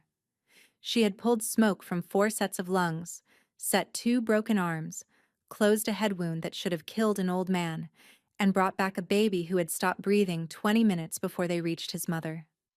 Each one, alone, would have left her dizzy. Together, they had emptied her in a way she had not known she could be emptied. The pendant against her chest had gone cold and dim. Halric Vornin knelt beside her in the mud. "Sable, I am all right. You are not. I am all right. Halric, do not make me argue." He did not argue. He gathered her up against his chest, very carefully, with the same caution he had used in the saddle, and he held her there with the side of her face pressed against the wool of his coat, and his hand spread protectively over the curve of her belly, and Wren let herself, for the first time since the gala, fully lean. The children kicked once, gently, beneath his palm. He bent his head over hers and breathed once, slow and uneven, and Wren felt the front of his coat grow damp against her cheek, and she did not say anything, because there was nothing to say. It was Rowan Caradoc who broke the moment. "My king." "Yes, Rowan." "There is a rider coming up the southern road." Halric went very still. "How many?" "One, my king. Alone. Under a white banner." "A herald?" "Yes, my king." "From whom?" Rowan paused. "He bears the silver doe of House Aethwen." Halric's arm did not loosen around Wren, but she felt his entire body change. It was the change a wolf made an instant before it shifted, and it was the change a king made an instant before he passed sentence, and it was the change a man made when the woman he loved had just set herself on her knees in the mud to save children he would never know the names of, and the people who had ordered that town to be burned had now sent a rider to talk to him. "Bring him to the green," Halric said. "I will receive him there, with the queen." "My king, the queen is—" "With the queen, Rowan, my king." Wren tried to say something. Her voice would not quite come. Halric bent and lifted her into his arms as if she weighed nothing, and he carried her across the muddy market square to the steps of the bell tower, where the survivors had begun to gather in a wide, silent ring, and he sat with her on the lowest step with her in his lap and her head on his shoulder. "You will not let me go in there alone," she whispered against his throat. "No. You will not let me speak to her if she comes herself." "No." "Halric." "Yes. If the rider has come to make terms, the terms are a trap." "I know. They want me alive." "I know that too." "Why?" His arm tightened around her. "Because of the pendant," he said, very quietly. "Because of what just happened at the well. Because the seer in the village beneath my fortress told me, on the morning I left, that the line of women whose names were struck from the records was struck from them not because they were dangerous, but because they were the only ones in this kingdom who could undo a thing that the Council of the Southern Provinces did to the land 400 years ago, a thing that the Council has been profiting from ever since, and that has been killing the soil one province at a time, and that no one has been able to even name in 400 years because the only women who could name it were all dead." Wren closed her eyes. "My grandmother was the last. She died. She was killed, Sable. My mother was killed. I am the last." "You are not," Halric said. He spread his fingers, very gently, across the curve of her belly. "There are 3 of you." The herald came up the southern road at a slow ceremonial walk. He carried his white banner upright, and he reined in at the edge of the green, and he dismounted, and he bowed once, very low in the direction of the bell tower. "Lord of the North," he called, "I am the herald of House Aethwen, and I bring an offer from my lady." Halric Vorn did not stand. "Speak it." "My lady offers the queen safe passage to the high hall of the southern provinces, where the council will hear her case and rule upon the matter of the false bond. My lady asks only that the queen come to the high hall alone, without escort, by the hour of noon tomorrow, and that she bring with her the stone she carries at her throat. In exchange, my lady will withdraw all warrants against the queen's life, all warrants against the queen's children, and all warrants against the Lord of the North and his house. And if the queen does not come?" The herald paused. "My lady regrets that the warrants will be carried out." "And the children of Coldreach?" "My lady regrets the events of this morning. The fires were set without her knowledge, by an overzealous member of her household. The household member has been dismissed." Halric did not laugh, but Wren felt the long, slow breath he took in, and she felt the small, amused thing that moved through him on the way out, and she understood that he had heard exactly the same thing in those words that she had. "You may tell your lady," he said, "that the Queen of the North has heard her offer. She accepts it? She has heard it? Go." The herald bowed again. He remounted. He turned his horse and he rode back down the southern road with his white banner upright, and he did not look back. Halric turned his head against Wren's hair. "Sable. Yes. You are not going to the High Hall alone. I know. You are not going to the High Hall at all. Halric. No. Halric. Listen to me. I am listening, but I am not agreeing. They will burn another town tomorrow if I do not come, and another the day after. Not because they want the towns to burn, but because they want me to know that they can keep doing it until I run out of valleys to save. Then we ride for the Iron Mountains tonight. We outpace them. We... Halric." She turned in his arms, in his lap, on the lowest step of a bell tower in a town she had not known existed yesterday, and she pressed her hand against his face, and she made him look at her. "They are not chasing me to kill me," she said. "If they wanted me dead, the bolt at Briar Hollow would have been a clean shaft, not a poisoned one. The poison was a sedative. I have brewed it twice myself for the village midwife. They want me alive, and they want the children alive, and they want the stone, because they have understood, the way you have understood, that a daughter of my line is the only thing in this kingdom that can undo the thing they have been doing to the land for 400 years. They will not stop. They will never stop.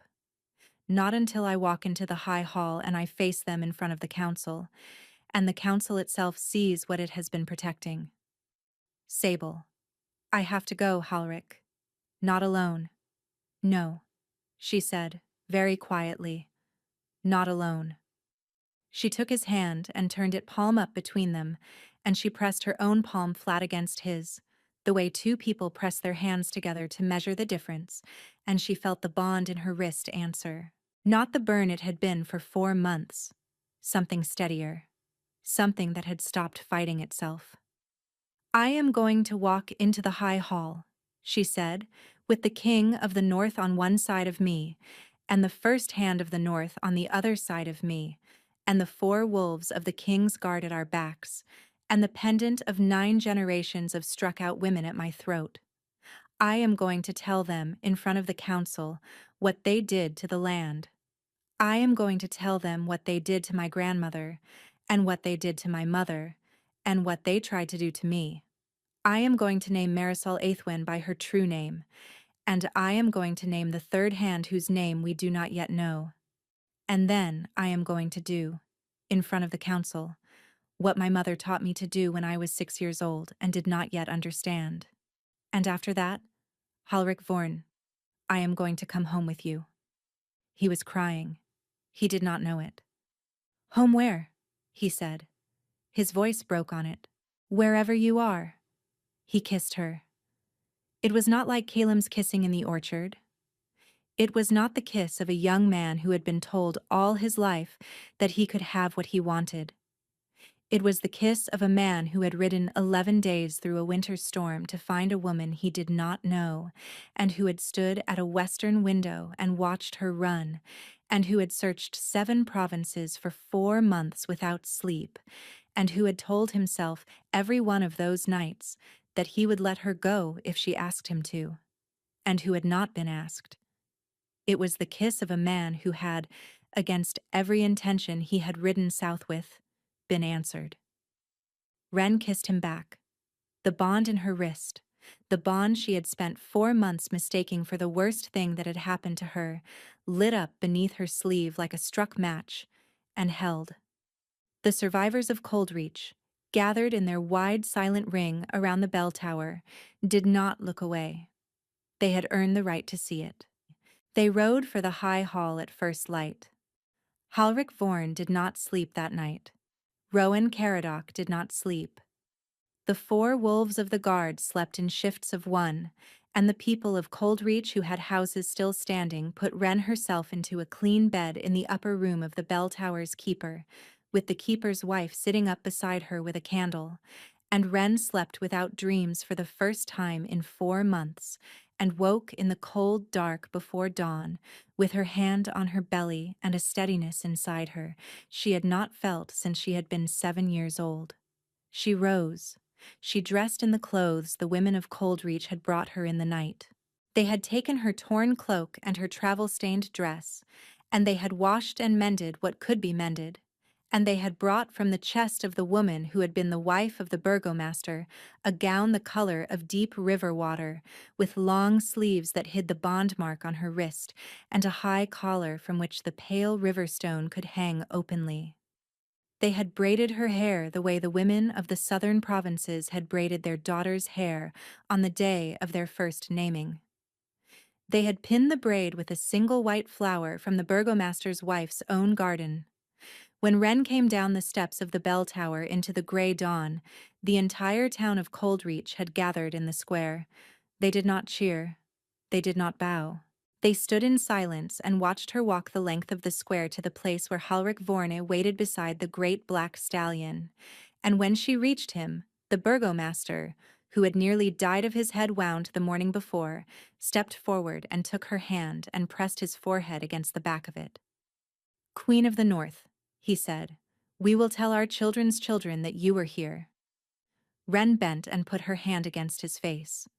"Tell them," she said, "that the women of the line of the Riverstone are not finished yet." The ride to the High Hall took until noon.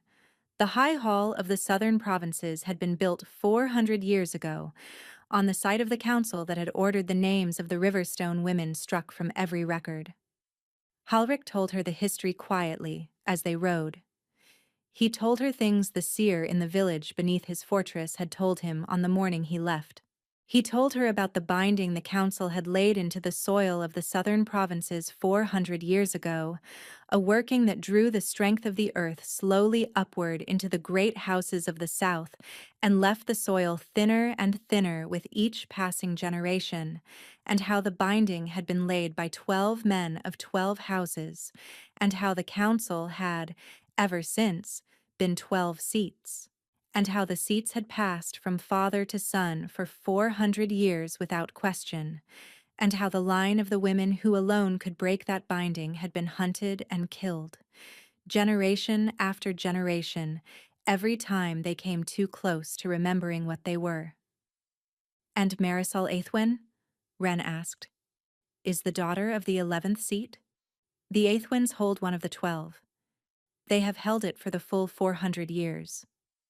"And the third hand?" Halric was silent for a moment. "The Vendron house holds the 12th seat," he said. "But the third hand is not a Vendron. The third hand is the man who has been telling House Aethwen and House Vendron what to do for the last 20 years. He sits on no seat. He holds no land. He is the steward of the High Hall itself, and his name is Vorun Caltha."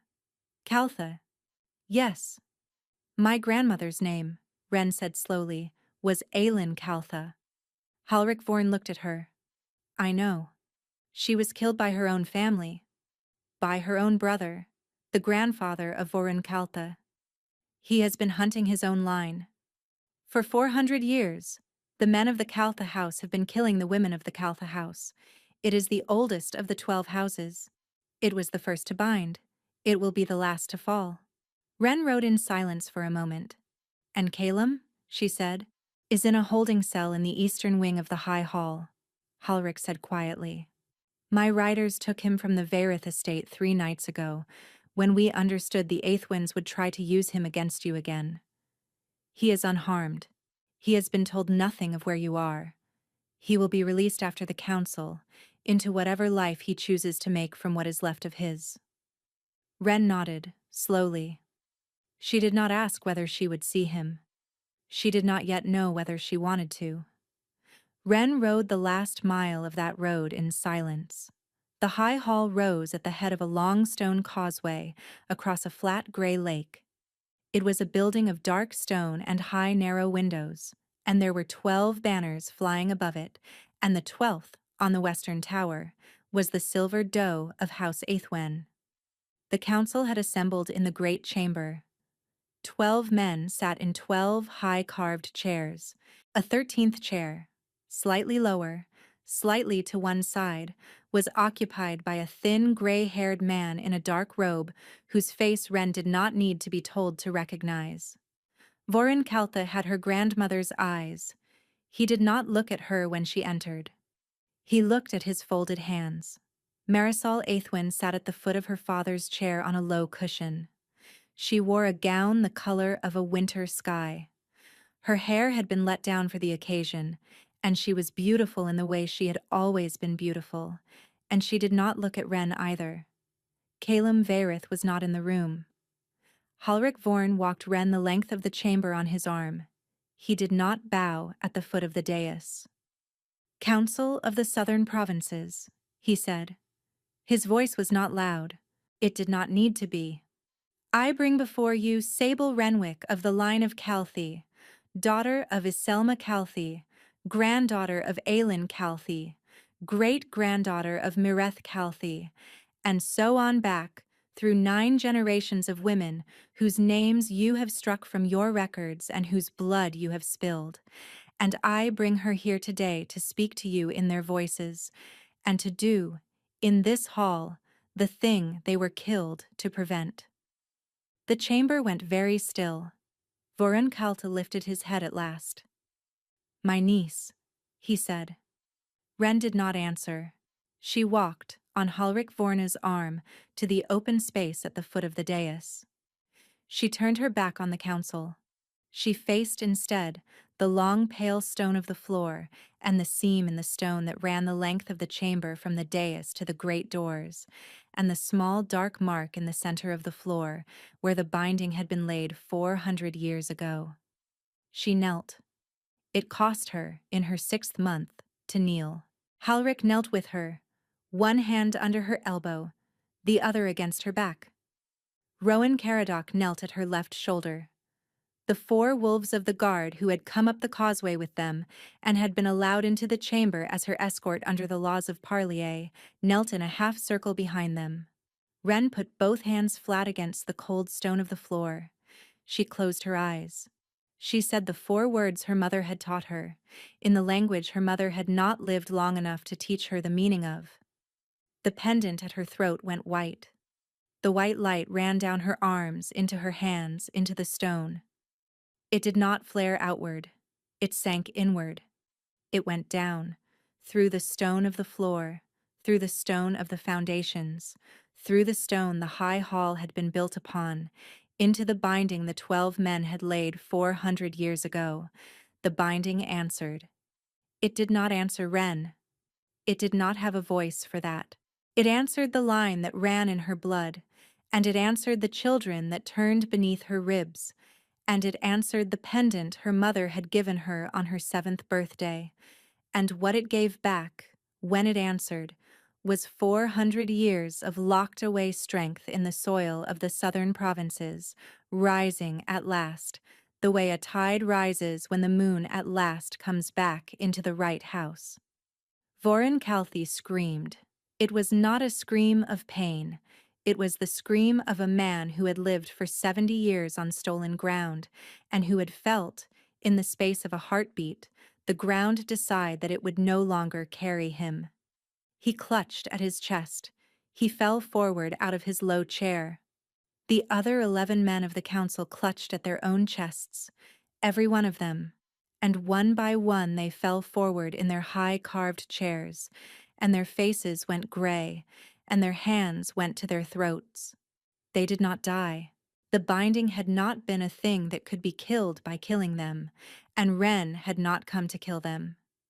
They sagged in their chairs like men who had aged 40 years in a single breath, their hair gone whiter, their hands gone thinner, their breath gone shallow but steady, and they were old men now, ordinary old men, no longer holding what they had held, and the chairs they sat in had become only chairs.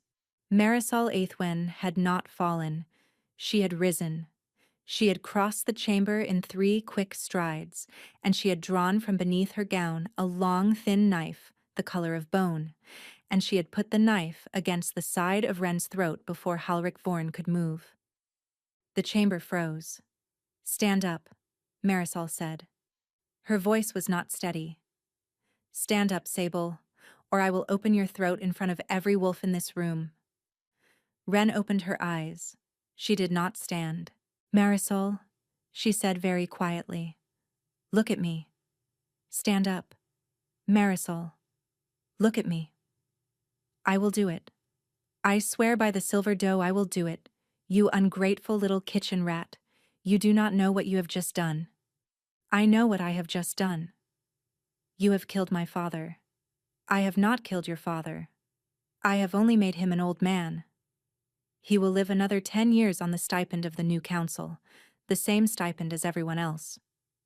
You have ruined 12 houses. I have freed a province. You have—" Marisol.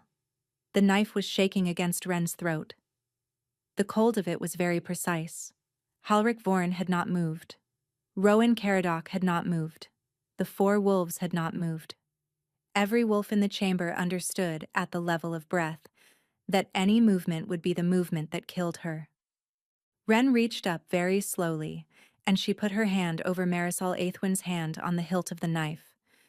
She did not push. She did not pull. She only held. Marisol," she said, "do you remember the winter we shared the bed in the attic?" The knife trembled.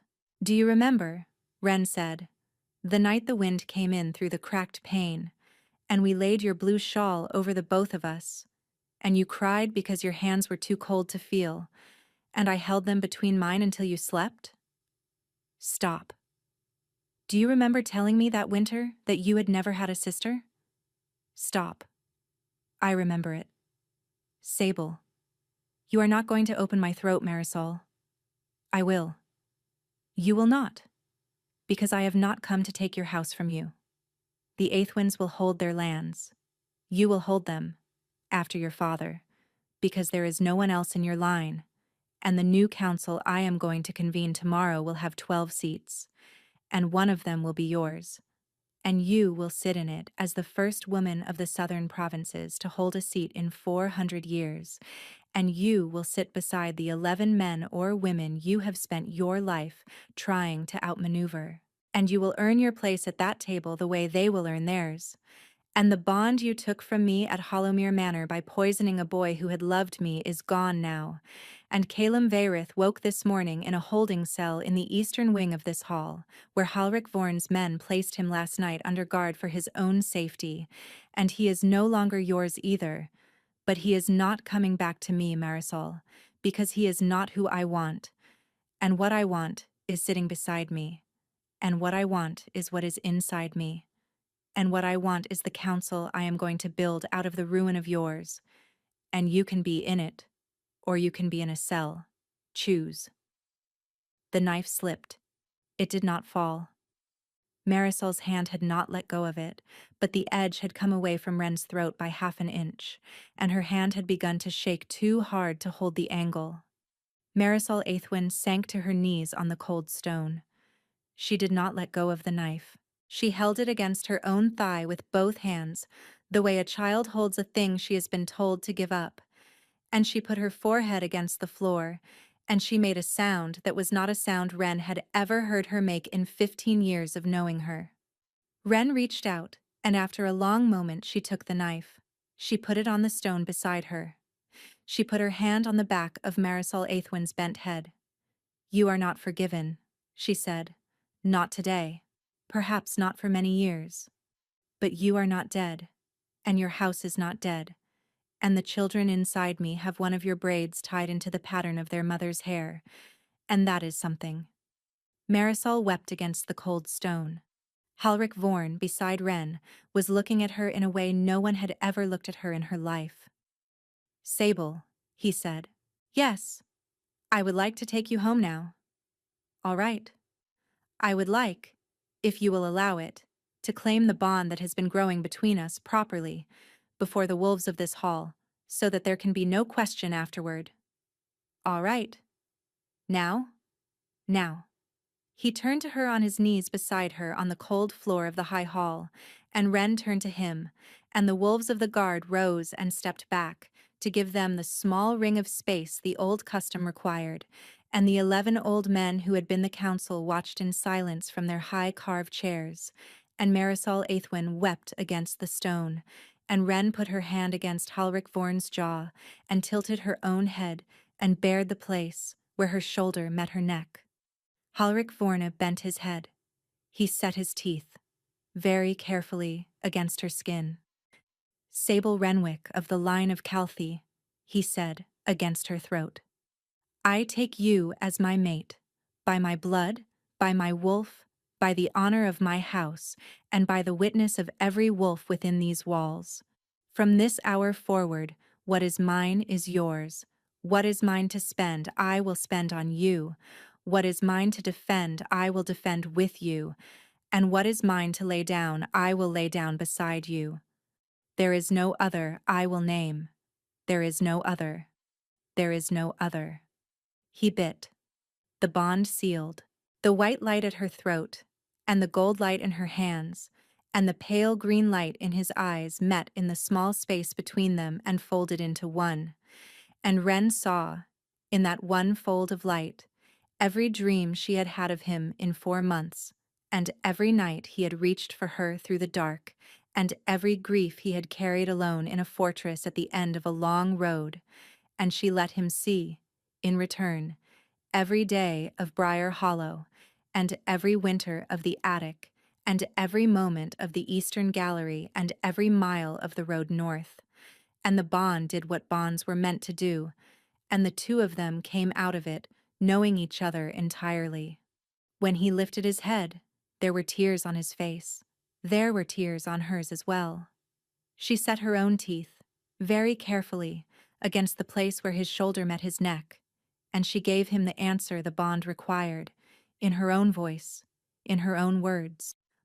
Halric Vorn of the 7 provinces, she said, I take you as my mate, by my blood, by my line, by the river stone and the broken binding and the witness of every wolf within these walls. From this hour forward, what is mine is yours. What is mine to spend, I will spend on you. What is mine to defend, I will defend with you. And what is mine to lay down, I will lay down beside you. There is no other I will name. There is no other. There is no other. She bit. The bond sealed on her side. The high hall, 400 years old, built on a binding that had just been broken, settled around them with the quiet sound of a thing that had been holding a long breath and was now letting it go. The years that followed were neither easy nor quick. Halric Vorne and Sable Renwick rode home to the 7 provinces in the first warm days of summer, and the seer in the village beneath his fortress met them on the road and bowed her old gray head to the woman she had felt waking in her king's chest one night 4 months before. The fortress had been made ready. The room that had been the queen's room since the days of Halric's grandmother had been opened and aired for the first time in 50 years. Rowan Caradoc was the first to cross the threshold of that room, with the small carved chest the women of Coldreach had pressed into his hands at the gates of their burned town, and he set it down on the great oak chest at the foot of the bed, and he turned to her and said, in his old soldier's voice that did not crack, though it nearly did, "Welcome home, my queen." She held him while he wept. She did not tell him she had seen him weep before, in the cellar at Briar Hollow, when he had thought she was not looking. The children were born as the leaves began to turn. A girl first. Black hair, her mother's mouth, eyes the same pale green as the wolf in the whispering pines, with hands that were warm when she touched them to her father's tear-streaked face. A boy second, 10 minutes later, smaller, fair-haired, with eyes that could not yet decide a color but that would, by his first year, settle into the deep river water gray of Sable's own. Halric Vorn held them both against his chest, one in the crook of each arm, and he wept openly in front of half the household, and no one in the 7 northern provinces ever again called him a cold man. Calum Vairith was given his life back. He was not given his place in House Vairith. The poisoning had unmade his standing in the eyes of his own house, and the news of what had happened at Hollowmere had unmade it further, and he chose, in the end, to take a small holding in the western coast provinces, where the moss draught had been first brewed, and to spend the rest of his life finding the caves it grew in and burning them out one by one. Sable wrote him once, in the autumn after the children were born. The letter was short. I do not blame you. I never did. Be well, Calum.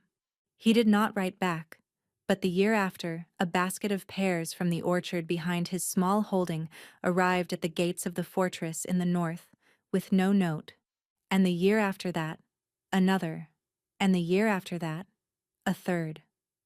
The pears were always sent in the third week of the autumn moon, and the household of the fortress understood in time what they were for, and the Queen of the North never told them. Marisol Aethwin took her father's seat on the new council the year after he died. She held it for 31 years. She married late, a quiet scholar from the Middle Provinces who never raised his voice. She had no children of her own. She visited the fortress in the north 4 times in those 31 years, and on the 4th visit, when she was an old woman and Sable was an old woman, the two of them sat together by a window for an entire afternoon in silence. And when Marisol rose at last to leave, she put her hand against Sable's cheek and said, "Thank you for not opening my throat, sister." Sable said, "Thank you for not opening mine." They did not embrace. They did not need to. Marisol died the following winter, and the Queen of the North wept for her for 3 nights, and would not be comforted, and Halric Vorna held her each of those 3 nights without saying a word. Voren Calthy lived his 10 years on the stipend, as Sable had said he would, and he died in a small room in the southern foothills that had once been a kitchen, and he was buried in unmarked earth, and no one came to mourn him. The land of the southern provinces healed. The first year, the wheat came up green for the first time in a generation. The second year, the rivers ran higher than they had in 50. By the 7th year, the southern provinces were feeding 3 of their neighbors, and the new council, which now had 4 women on it, and would in time have 6, met every spring at the High Hall, and it was the Queen of the North, traveling south for the meeting, who opened the proceedings each year with the 4 words her mother had taught her when she was 6. The river stone never glowed for her again, the way it had at Coldreach. She did not need it to. She used it to settle the children to sleep, and to warm her hands in winter. And once, when her daughter, at the age of 9, cut her hand to the bone on a kitchen knife, the stone flared once for the girl, and the cut closed before Halric came in from the courtyard, and the Queen of the North pressed her forehead against her small daughter's small forehead and said, "There you are, my love. There is the line. You have it now. Be careful with it. Be kind."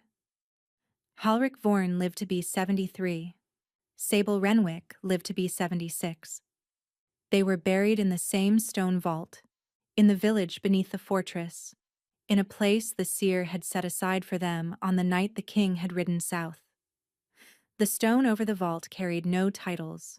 It carried only 2 names, and the date of their bonding, and beneath that, in a small, neat hand, the 4 words Sable's mother had taught her, in the language no one in the 7 provinces had ever needed to translate. The grandchildren visited the vault every spring.